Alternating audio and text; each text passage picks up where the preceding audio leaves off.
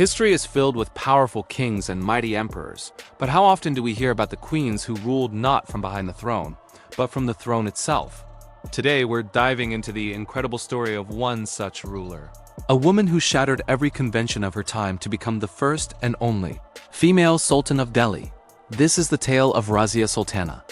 Picture this. It's the early 13th century and the Delhi Sultanate, a powerful Islamic empire in India. The world is dominated by men, and the idea of a woman in power is not just unusual. It's unthinkable.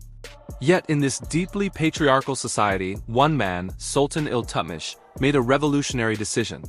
He saw something in his daughter, Razia, that he didn't see in his sons. The true makings of a ruler. From a young age, Razia wasn't confined to the women's quarters like other princesses. Instead, her father trained her in statecraft, administration, and even the art of war. She learned to ride horses and command armies, proving she was just as capable, if not more so, than her brothers. When Iltutmish was away on military campaigns, he trusted Razia to manage the affairs of the capital. Her intelligence and judgment were so sharp that upon his return from one such campaign, he made a declaration that stunned his entire court. He named Razia as his heir. The court nobles were shocked. They whispered and protested. How can a woman rule over men? They couldn't accept a female sovereign, but Iltutmish stood firm. He famously said, "My sons are given to the follies of youth. Razia is more capable than all of them." He knew she possessed the courage and wisdom the Sultanate needed. However, when Iltutmish passed away, the nobles ignored his wishes. They couldn't stomach the idea of a woman on the throne and instead crowned Razia's incompetent half-brother. His reign was a disaster, marked by cruelty and mismanagement. The kingdom was on the brink of chaos. But Razia was not one to sit back and watch her father's legacy crumble. In a brilliant and daring move, she appealed directly to the people of Delhi. During Friday prayers, she appeared before the public dressed in red, the color of protest, and reminded them of her father's wishes. She promised to restore justice and order if they supported her claim. The people, tired of the chaos, rallied behind her. With the public's backing and the support of the army, she overthrew her brother and ascended the throne. In 1236, Razia Sultana became the ruler of Delhi. As Sultan, Razia was anything but a figurehead.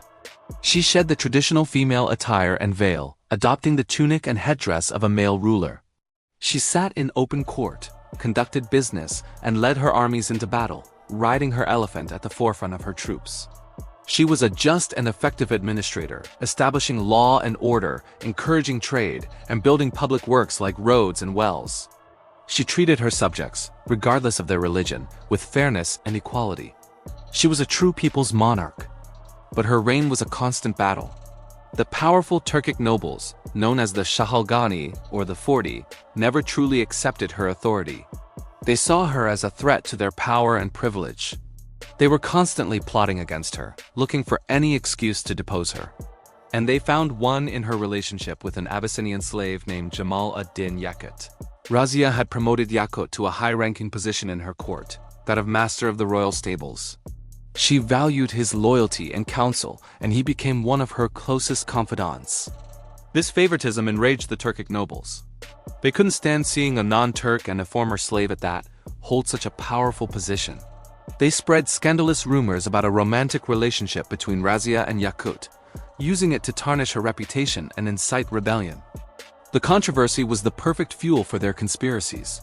A rebellion, led by the governor of Bathinda, Malik Altunia, erupted. Razia, ever the warrior, rode out to crush the revolt herself, but this time the odds were against her.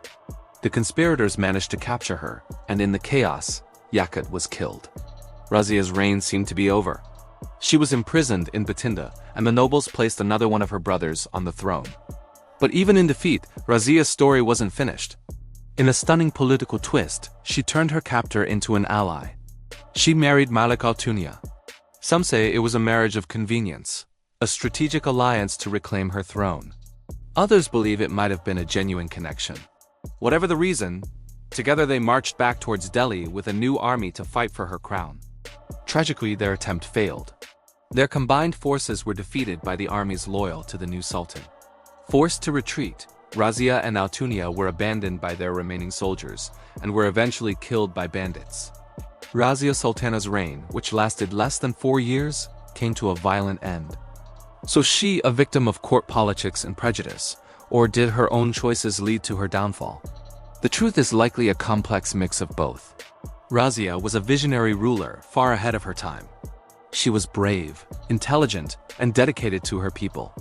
But she existed in a world that was not ready for a woman of her power and ambition. The nobles' jealousy, combined with the scandal surrounding CapCut, created a perfect storm that she couldn't overcome. Her story is a powerful reminder of the challenges faced by women who dare to break barriers. Razia Sultana proved that leadership is not determined by gender, but by ability and character. Though her reign was short, her legacy is monumental. She remains an icon of courage and a symbol of female power in South Asian history. A queen who ruled on her own terms, even when the world was against her. Her tomb in Old Delhi, though modest, is a pilgrimage site for those who admire her spirit. What do you think? Was Razia's downfall inevitable, or could things have turned out differently? Let us know your thoughts in the comments below. Her life is a testament to the fact that even in the harshest of circumstances, one person's courage can illuminate history. Thanks for watching. If you enjoyed this journey back in time, don't forget to like this video and subscribe to our channel for more stories of forgotten heroes and heroines from history. See you in the next one.